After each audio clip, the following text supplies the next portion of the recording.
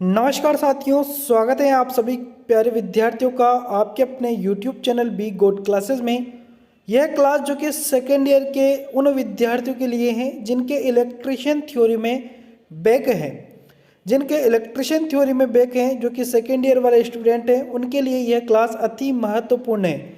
इस क्लास को supplementary exam यानी कि 2023 में जो आपके दिसंबर महीने में जो सप्लीमेंट्री एग्ज़ाम होने वाले हैं, उन एग्जामों को ध्यान में रखते हुए यह क्लास आपके लिए तैयार की गई है। 500 क्वेश्चनों की यह सीरीज, जिसमें सभी क्वेश्चंस वह क्वेश्चंस हैं जो कि एग्जाम में पूछे जा चुके हैं। आज की क्लास 11 नंबर की क्लास, 10 तक की क्लासें कंप्लीट हो चुकी है, यानी कि आपको हमने 250 क्वेश्चंस कंप्लीट करवा दिए हैं। आज अपन 251 नंबर से स्टार्ट करेंगे। जिन विद्यार्थियों ने उन क्लासों को नहीं देखा है तो आप डिस्क्रिप्शन में जाइए, वहाँ से आपको प्लेलिस्ट का लिंक मिलेगा, वहाँ से आपको रेगुलर तरीके से सभी क्लासों को देखना है। इसलिए आप जल्दी से उन क्लासों को पहले ज़रूर देख लें। हर एक क्लास आपके लिए बहुत ही महत्वपूर्ण है, ये मैं आपको कह देता हूँ, ठीक है। क्वेश्चंस जो कि यहाँ पर 1 नंबर से स्टार्ट होगा, जो कि दूसरी यह आंसर की है जो कि मैं आपके सामने लेकर आया हूँ। आंसर की जो कि एक बच्चे ने एग्ज़ाम दिया, उसका यह पेपर मैं आपको हल करवा रहा हूँ, क्योंकि उसके यही क्वेश्चंस एग्ज़ाम में पूछे गए थे। तो उम्मीद है कि आपके एग्ज़ाम में भी यही क्वेश्चंस पूछे जाएँ। क्वेश्चन है आपके सामने, गुणन क्षेत्र प्रकार अल्टरनेटर का उपयोग करने का क्या फ़ायदा है। तो घूर्णन क्षेत्र यानी कि घूर्णन फील्ड है ना, फील्ड चुंबकीय फील्ड घूमेगा, घूमने वाला फील्ड से क्या फ़ायदा होता है। तो घूमने वाले फील्ड से यह फायदा होता है कि 2 स्लिप रिंगों की आवश्यकता होती है, चाहे फेजों की संख्या कितनी भी हो।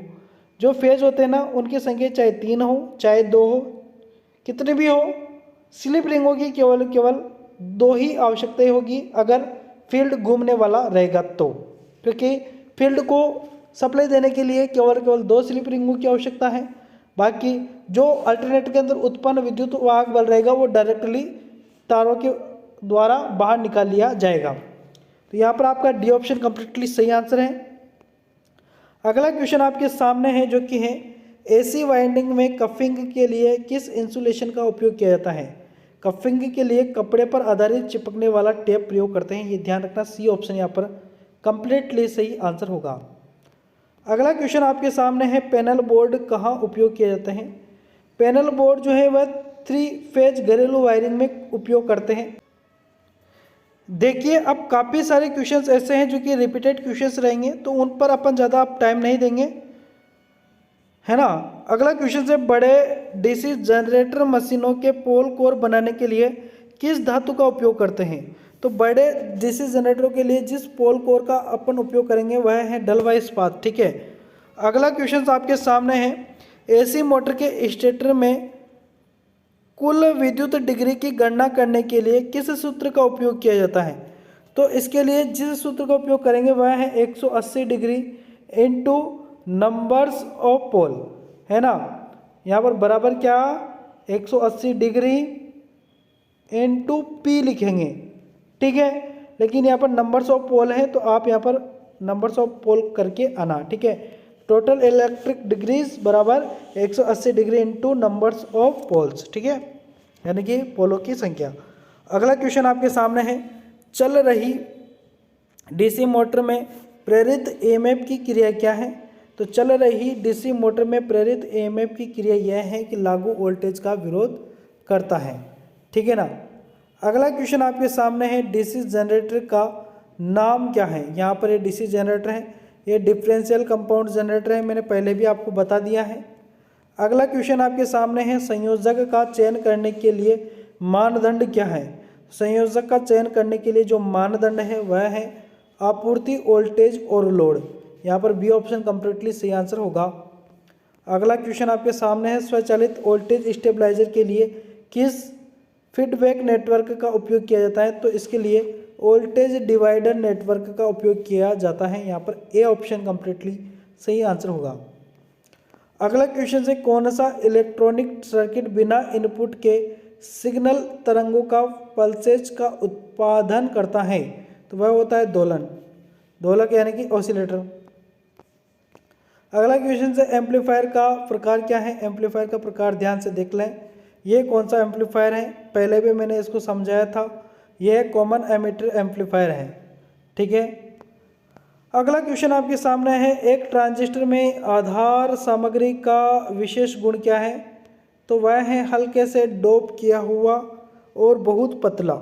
यहाँ पर डी ऑप्शन कंप्लीटली सही आंसर होगा। अगला नेक्स्ट क्वेश्चन है, ओवरहेड लाइन के लिए इस्तेमाल होने वाला एसीएस कंडक्टर में स्टील को क्यों प्रबलित किया जाता है। तो तन्यता बढ़ाने के लिए। देखिए एसीएसआर का पूरा नाम क्या है, क्योंकि यह क्वेश्चन पूछा जाता है। तो यहाँ पर इसका पूरा नाम होता है एल्यूमिनियम कंडक्टर स्टील रेनफोर्स। तो ये ध्यान रखना है, इसकी फुल फॉर्म पूछी गई है एग्जाम में। और यहाँ पर जो स्टील का तार प्रयोग किया जाता है, बाकी सारे तार इसके अंदर एल्यूमिनियम के होते हैं, लेकिन इसके अंदर एक मजबूती प्रदान करने के लिए स्टील का तार लगाया जाता है। तो पूछा ही ये गया है कि स्टील का तार क्यों लगाया जाता है, तो तन्यता बढ़ाने के लिए। ठीक है, तो यहाँ पर आपका ए ऑप्शन कंप्लीटली सही आंसर होगा। अगला क्वेश्चन है, एसी वोल्टेज स्टेबलाइजर का प्रकार क्या है। तो ये कौन सा है, स्टेप्ड है ना, मैनुअल स्टेप्ड वोल्टेज स्टेबलाइजर है। अगला क्वेश्चन है आपके सामने, नियंत्रण सर्किट का प्रकार क्या है। नियंत्रण सर्किट, ये जो ड्यूअल स्टार्टर होता है ना, उसका कंट्रोल पैनल का ये यहाँ पर डायग्राम है, जो कि इंचिंग नियंत्रण कहेंगे इसको। क्या कहेंगे, इंचिंग नियंत्रण। अगला क्वेश्चन है, वाइंडिंग में कौन सा परीक्षण सचित्र है। तो यहाँ पर कौन सा, ये नया क्वेश्चन है, ध्यान रखना, ये कौन सा यहाँ पर टेस्ट किया जा रहा है। देखिए, दो तार ले लिए, यहाँ पर इस पर सप्लाई दी गई है, तो ये कौन सा है, ये कंटिन्यूटी टेस्ट किया जा रहा है, जो कि पोलैरिटी टेस्ट इसको कहेंगे अपन। क्या कहेंगे, पोलैरिटी टेस्ट। यहाँ पर डी ऑप्शन कंप्लीटली सही आंसर है, ध्यान रखना। अगला क्वेश्चन है, जो कि है 1000 आरपीएम पर 6 ध्रुवों वाले एक अल्टरनेटर की आपूर्ति आवृत्ति क्या है। आवृत्ति ज्ञात करनी है। आवृत्ति का फॉर्मूला मैंने पहले भी लिखवाया था, फिर समझ लीजिए, P/120 होता है। P यानी कि पोल, यानी कि जो कि कितने 6 हैं, इंटू N यानी कि कितना है, गति, जो कि 1000 है, बटा यहाँ पर 120 लिख देंगे। 6 से काटेंगे 120 को, तो कितनी बार कटा, ये कटेगा 20 बार, और 20 को काटेंगे 1000 से, तो कितनी बार कटेगा, 50 बार। तो यहाँ पर अपना बी ऑप्शन कंप्लीटली सही आंसर हो जाएगा। नेक्स्ट क्वेश्चन है, उद्योगों में किस प्रकार की machine multi motor electric drive के साथ प्रदान की जाती हैं। तो वह है घूमने वाली मशीन, यहाँ पर रोलिंग मशीन। ठीक है, डी ऑप्शन कंप्लीटली सही आंसर। अगला क्वेश्चन जो कि है, डीसी मोटर की गति की गणना करने के लिए किस सूत्र का उपयोग किया जाता है। तो इसके लिए बैक ईएमएफ और उसके बाद में आएगा बैक ईएमएफ बटा आ जाएगा फाई। ठीक है, एन बराबर बैक ईएमएफ बटा फाई आपका कंप्लीटली सही आंसर होगा, ध्यान रखना, जो कि यहाँ पर सी ऑप्शन में दिया गया है। अगला क्वेश्चन आपके सामने है, जो कि कौन सा मल्टी वाइब्रेटर एक repetitive pulse waveform output उत्पन्न करता है। तो होता है astable multivibrator. C option यहाँ पर कंप्लीटली आपका सही आंसर हो जाएगा। अगला क्वेश्चन, कौन सी कुचालक सामग्री श्रेणी बी के कुचालक की है। तो वह है फाइबर ग्लास, बम्बू वाई का है, ध्यान रखना, कपास भी वाई का ही है, और चमड़े का कागज ए का है। ठीक है, फाइबर ग्लास बी का है, ध्यान रखना।